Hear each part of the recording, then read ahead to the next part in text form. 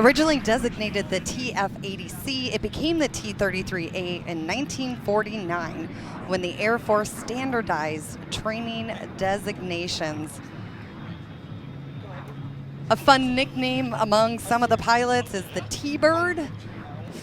And Canada, the Canadian version is the CT-133, the Silver Star, and it served the Royal Canadian Air Force for over 50 years, making it one of the longest serving jet trainers in history.